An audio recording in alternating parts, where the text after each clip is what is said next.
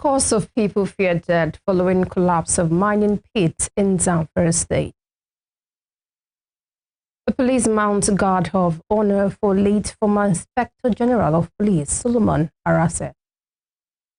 Pengassan orders gas crude supply shut down to Dangote refinery amid standoff over workers' sacking. Another foreign scene, Sergei Lavrov says Russia open to negotiations to end Ukraine war. Good evening, this is News at 7 on West Spring Television. My name is Tomilola Daniel Adejuwon. A score of people are feared to have lost their lives following the collapse of a mining pit at the Kadari mining site in the Maru local government area of Zamfara State. The incident occurred on Thursday while artisanal miners were working underground. The sources from the area told newsmen that about 13 bodies have so far been recovered from the rubble, while several others remain trapped. Confirming the incident, the Executive Secretary of the State Solid Minerals Development Agency, Nasiru Bamanga, said he had received initial reports of the tragedy, but was yet to obtain full details. Still in Zamfara State, the state chapter of the National Association of Nurses and Midwives has commenced a 6-day warning strike across state-owned general hospitals. The chairman of the union, Comrade Sani Shehu, said the action was taken to draw the attention of the state government to their grievances over the new consolidated health salary structure. He explained that while the state government approved the new salary structure for the consolidated medical salary structure in June, it neglected the CONHES structure.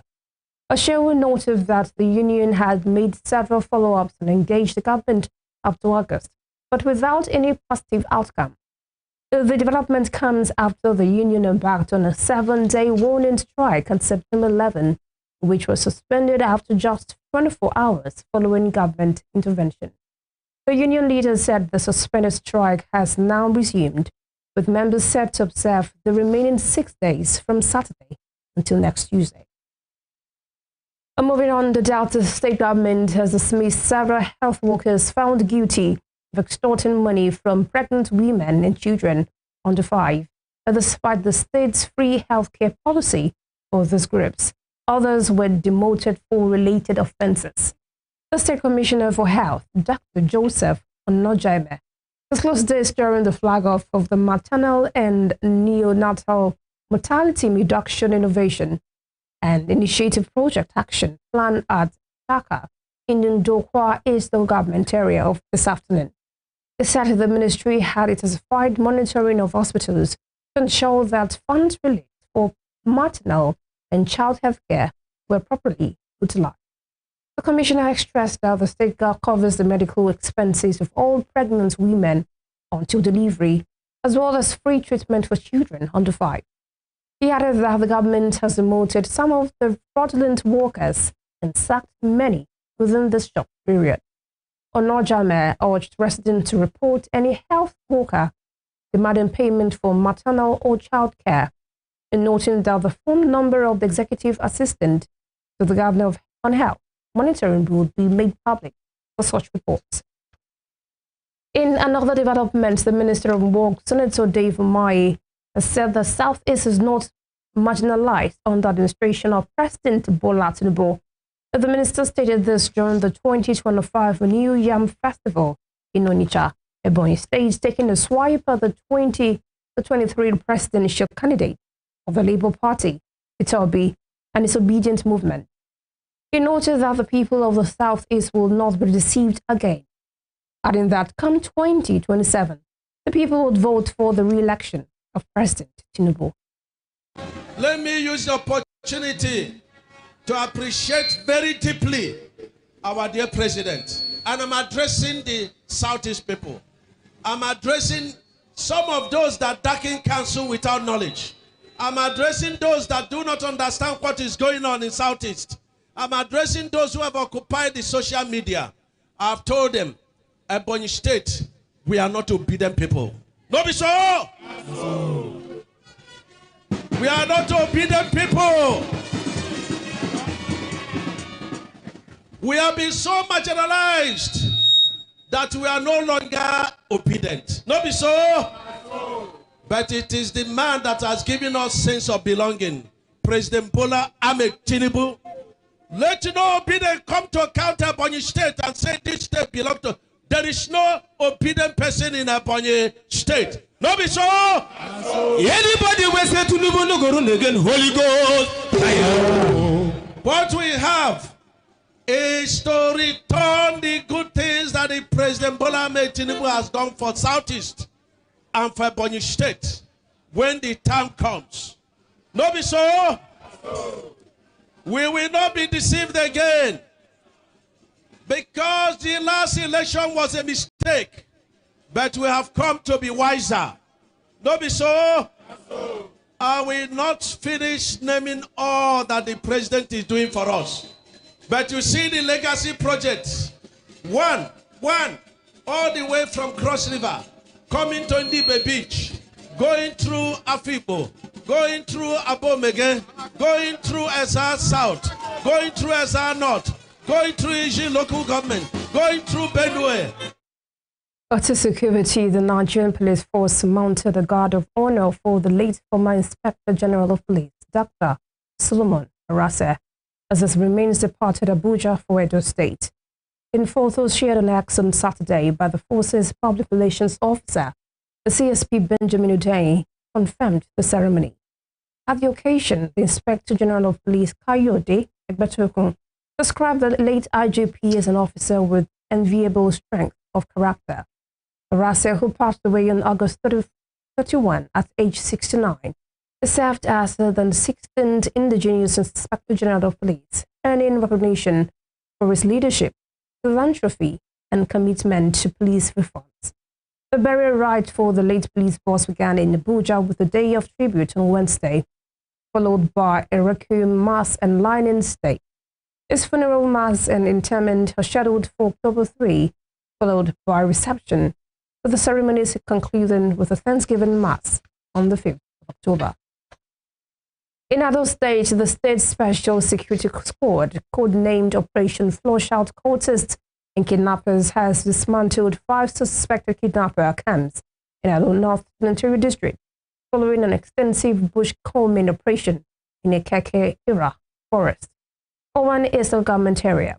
The operations, coordinated by the Principal Security Officer, PSO, the Governor Monday Kwelu, was conducted in collaboration with the Nigerian Army, local vigilante groups, and other sister security agencies.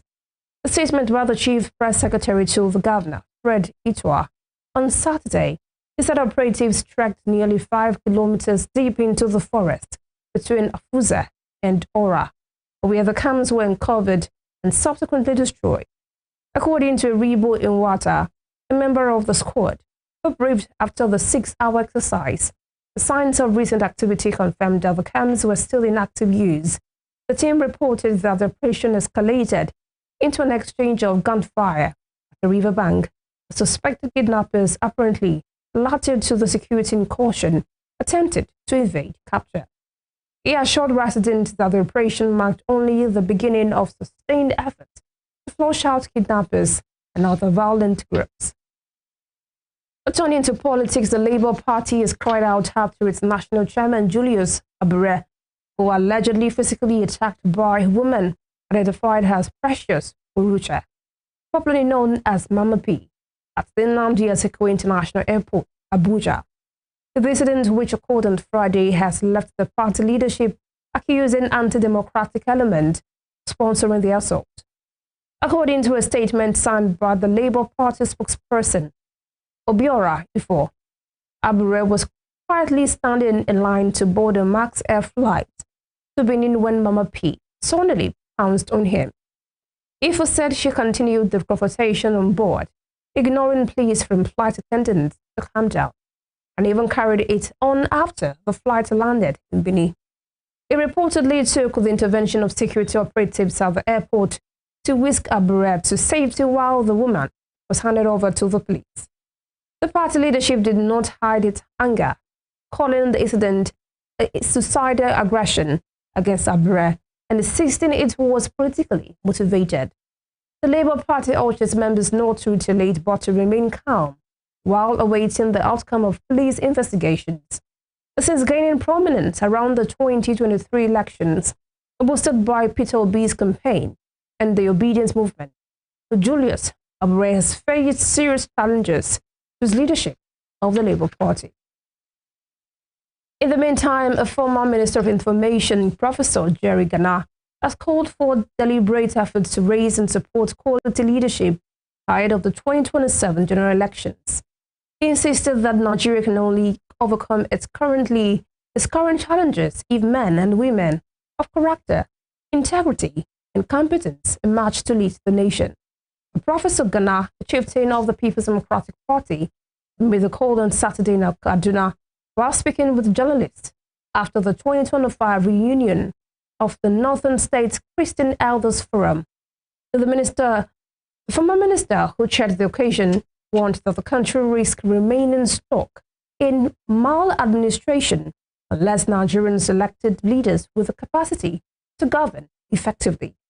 He stressed that deliberate mentorship was key to raising quality leaders who could provide purposeful direction for the country at all levels of government. He further noted that leadership recruitment in Nigeria often failed because political parties neglected merit in favor of vested interests. In Lagos State, the state capital of the People's Democratic Party has dismissed a purported state congress allegedly organized by a faction loyal to former PDP Deputy National Chairman, Chief Olabode George. The state chairman, Philip Ivoji, speaking to newsmen in Lagos today during the press conference, he said the exercise was a charade, illegal, and unconstitutional, insisting that the tenure of the current executive runs until March 2026, citing Section 25, Subsection 1 of the PDP Constitution. He argued that only the recognized state chairman could preside over such a Congress. Ivoji noted that the exercise would only deepen divisions within the party, warning that loyal members were already threatening to leave if the illegality was allowed to stand. He stated that the exercise was hurriedly put in place to satisfy the whims and caprices of a few leaders of the party at the expense of the teeming party members. He further urged party leaders to stop dividing the party with parallel congresses. The Lagos PDP has been plagued by recurring internal dispute, particularly over the state congresses. The stakeholders have accused the national leaders of irregularities in Congress processes. Elsewhere, a Vicario private school, Ile-Ife, has emerged as the winner of the state-level 10th edition of the National Quiz Competition on Legislature and Democracy. The competition was organized by the National Institute of Legislative and Democratic Studies, Abuja, for students in senior secondary school to keep them abreast of the workings of the legislature. There is a report. The National Quiz Competition organized by the National Institute for Legislative and Democratic Studies, NILDS, is aimed at acquainting students at secondary school level with the act of lawmaking and governance. This year's quiz competition, which is the 10th edition, saw 6 schools drawn from different zones across the state who vied for a chance to represent Osun State at the Southwest Zonal level, which will be held in Akure, Ondo State. Declaring the competition open, Director General of NILDS, Professor Abubakar Suleiman, who was represented by Mrs. Bukola Ahwa, explained that the objective of the competition is to provide deepened knowledge of legislative and democratic governance at the level of secondary school students, as well as inspire young Nigerians to cultivate the interest to participate in legislative governance. On his part, the state's representative of NILDS, Mr. Vincent Akinola, appreciated the National Institute for Legislative and Democratic Studies for demonstrating unwavering commitment to nurturing, informing and engaging responsible citizens through initiatives like the quiz competition. As the National Quiz Competition is declared open, I therefore urge all the competing students and their teachers to abide by the rules of the quiz so that the desired objective of the competition will be achieved. On behalf of the so whatever this result may be, please, we want to accept it in the spirit of sportsmanship. Yes, and I know at the end of everything today, one thing or the other, which will be useful to you later in life. In his welcome address, Permanent Secretary, Ministry of Education, Mr. Murtala Jimo, represented by the Executive Secretary, Oshogbo Zonal Education District, Mrs. Oyebola Adeoye, said such quiz competition affords students the opportunity to be equipped with knowledge that will be highly relevant in daily governance and also grooming young minds to take up the mantle of leadership to improve their lives. This may afford the local students life knowledge that will be highly relevant in their daily governance and also moving the young mind to take up the mantle of leadership to impact other people's lives. It's also pertinent that I commend the effort of the Executive Secretary for the meeting and state coordination which I recommended for the job well. The coordination of the NILDS of the Abuja Society Record in the state of 12 students from different schools across the 6 educational zones in Osun State participated in the quiz competition, which tested their knowledge on the political landscape in Nigeria and most especially the legislative arm of government. At the end of the keenly contested competition, Mercy Ajayi and Blessing Arowolo from Vikayo Private School, Ile-Ife, emerged tops and got the ticket to represent Osun State at the zonal level, which will come up in Akure. I was very great. I'm very grateful for everything, for representing Osun State. I can say it's why my knowledge lad, because most of the questions they asked me, most of them I don't know it. So I have to use my brain to answer the question. The winners at the state level will proceed to the zonal competition slated for October 30th, 2025. You're watching News at 7 on West Spring Television, still to come. The cannabis concealed under yam tubers intercepted in Kwara State. We'll bring you more on this when we return. Please stay with us.